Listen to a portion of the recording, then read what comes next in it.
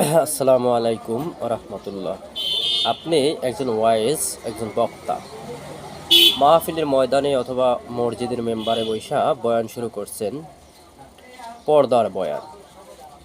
হে নারীরা, তোমরা পর্দা করবা, পর্দা করা তোমাদের জন্য ফরজ করা হয়েছে, বেপর্দায় থাকা হচ্ছে হারাম, বেপর্দায় থাকলে তোমরা জাহান্নামে যাবা।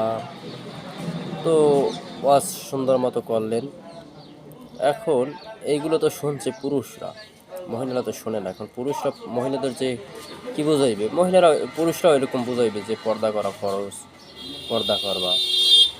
আর যদি মহিলারাও শোনে, মাহফিলে বসে মহিলাদের যে বসার ব্যবস্থা আছে সেখানে বসে যদি মহিলারাও শোনে যে পর্দা করা ফরজ, তোমরা পর্দা করবা। এখন বেশিরভাগ মহিলারা যাদের ইসলামের জ্ঞান নাই, দিনের জ্ঞান নাই, অথবা মাদ্রাসায় লেখাপড়া করে নাই, আবার মাদ্রাসায় লেখাপড়া করছে কিন্তু কওমি মাদ্রাসায় লেখাপড়া করে না, হাফিজি মাদ্রাসায় লেখাপড়া করে না, তারা করছে কি আলিয়া মাদ্রাসায় লেখাপড়া। আমি অন্যদের কথা মানে তো বলা দূরের কথা, উদাহরণ দেওয়া দূরের কথা, আমি বিয়ে করছি সেই মেয়ে মাদ্রাসার, তখন আমি আসলে অতটা বুঝি নাই যে আলিয়া না কওমি।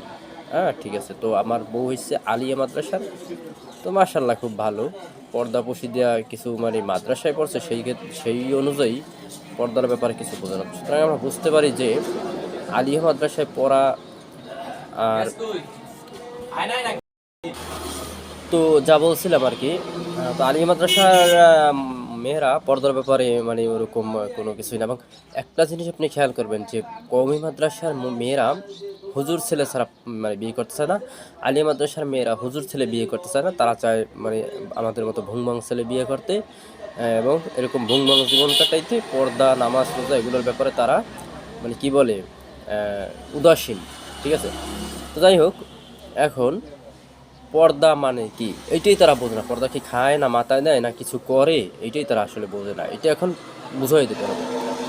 তো পর্দার ব্যাপারে যদি বলতে চান, তাহলে পর্দা হচ্ছে প্রত্যেক সাবালক প্রাপ্তবয়স্ক নর ও নারীর জন্য, নর ও নারীর জন্য পর্দা করা ফরজ।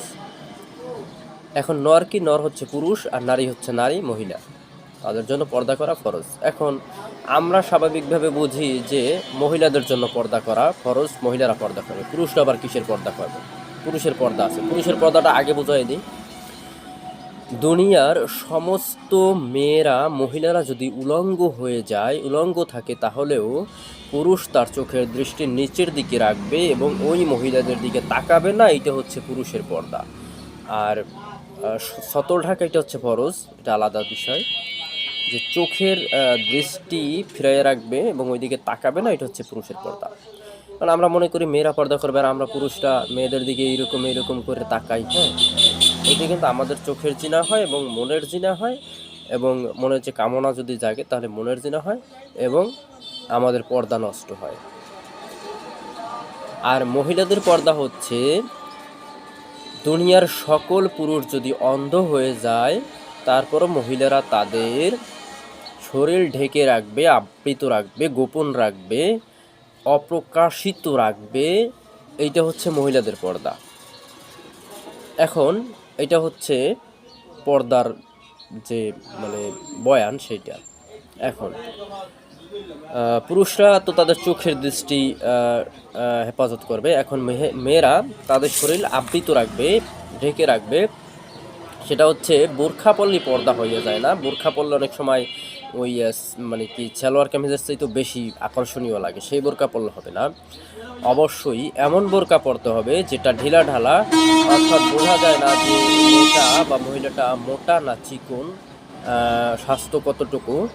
এরপর হচ্ছে তার ফিগারটা যেন না বোঝা যায়, বডিটা, শরীরটা যেন না বোঝা যায়, এরকম বোরখা পরতে হবে। এরপর আপনারা দেখবেন যে আগে যে আমাদের চাচি, মা চাচি না, এরা তো এই জেনারেশনেরই, মানে কিছুদিন আগের আমাদের যে দাদি বা তার আগের যারা ছিল, তারা এরকম মুরব্বি টাইপের বোরখা পরতো, এবং তারা বোরখা পরার পর একটা ছাতা দিয়ে রাখতো, এবং দিনের বেলা তারা সহজে বের হইতো না বা হইতোই না। তারা রাতের বেলা কোথাও যাওয়া লাগলে স্বামীর সাথে বা ওরকম কোনো মাহরাম ব্যক্তির সাথে বের হতো। এরপর হচ্ছে তারা কিন্তু মানে সবসময় পর্দায় থাকার চেষ্টা করতো, এবং তারা কিন্তু এরকম বোরখা পরতো আর এরকম একটু ছাতা মাথায় দিয়ে বের হতো। এখন মহিলারা বোরখা পরে, ফেজ খোলা রাখে। এখন অনেক মানে এটা বলা হয় যে ফেজ হচ্ছে দরজা, আর অন্যান্য যে এটা তো ঢাইকে রাখবি, জামা কাপড় পরলো বোরখা না পরলো, ফেজ যদি খোলা রাখে তাহলে সে দরজাই যেন খোলা রাখলো।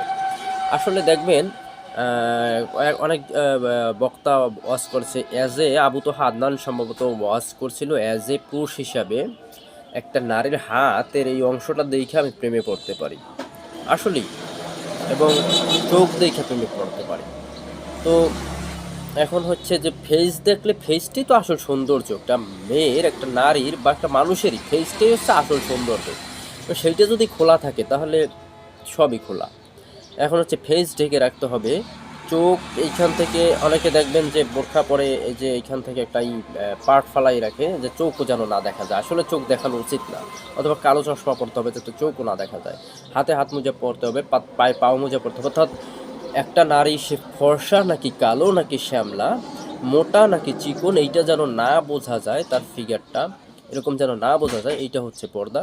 এবং সে মাহরাম ব্যক্তি ছাড়া বের হবে না, অপ্রয়োজনে দিনের বেলা বের হবে না, রাতের বেলা বের হবে, এইটা হচ্ছে পর্দা। এখন তো নরনারীরা মানে 95% পর্দাই করে না। এখানে অনেক ভাগ আছে, কিছু পর্দা করে আধা পর্দা, কেউ ওই যে দেবর টেবর এগুলো যারা আছে, ভাসুর, আপনার বোনাই, এদের সবার সাথে দেখা দেয়, কিন্তু বাইরে গেলে তখন দেখা দেয় না ভাই। আবার কেউ আছে মানে এরকম অনেক অনেক আছে, অনেক ধরনের পর্দা আছে। তো খাস পর্দা আসলে 5% লোকে করে কিনা আমার সন্দেহ আছে। তো আল্লাহ সবাইকে বোঝার তৌফিক দান করুক, আমিন।